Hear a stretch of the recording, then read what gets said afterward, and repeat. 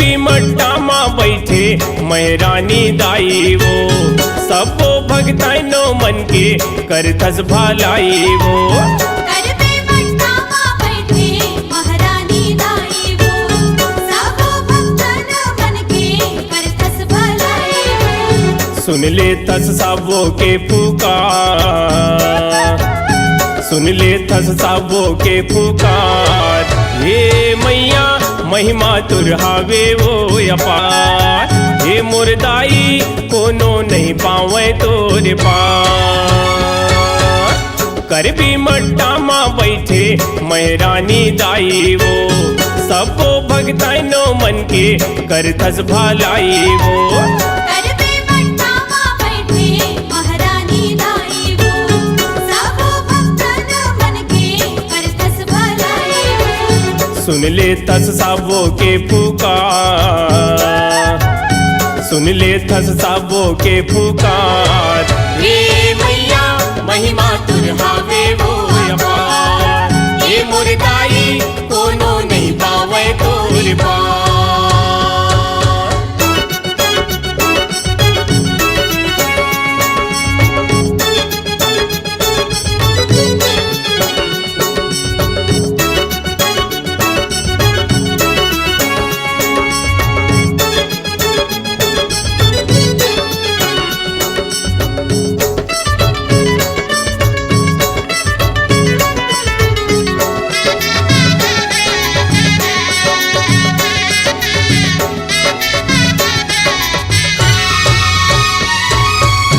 गरबी मट्टा माँ तोरी दीपी दीवाला वो, बैठे हस मैया ते तहसील माँ।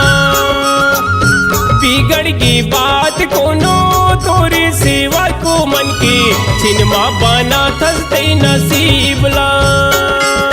हे मैया छिनमा बना थस ते नसीब ला, हे मोर दाई छिनमा बना थस ते नसीब ला।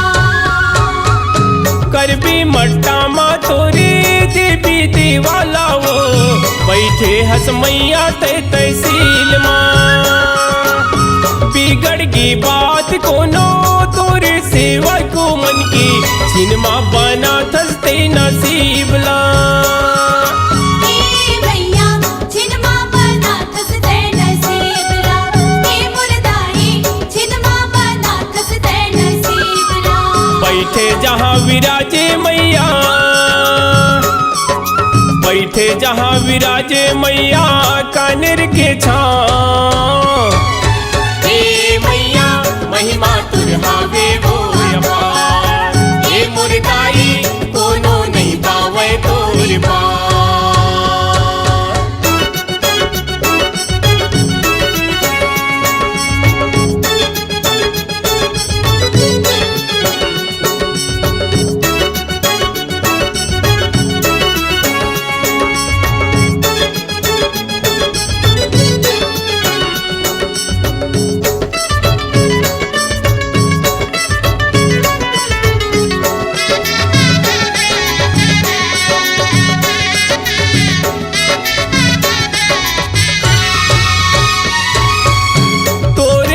तीर माँ बोहे मैया नर्मदा वो, दूरा माँ दरसो दिखा।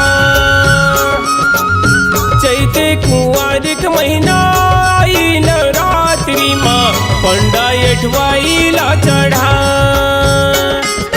हे मैया पंडा अठवाई ला चढ़ा, हे मोर दाई पंडा अठवाई ला चढ़ा। तीर माँ बोहे मैया नर्मदा वो, दूरा माँ दरसो दिखा। चैते कुंवारिक महीना आई नवरात्रि माँ, पंडा अठवाई ला चढ़ा। हे मैया पंडा अठवाई ला चढ़ा, हे मोर दाई पंडा अठवाई ला चढ़ा। खीर पूड़ी के भोग लगाते, खीर पूड़ी के भोग लगाते, चढ़ाते प्रसाद। हे मैया महिमा तुर हावे वो अपार। हे मोर दाई कोनो गरबी मट्टा माँ बैठे महरानी दाई वो, सबो भगतनो मन के करथस भलाई वो।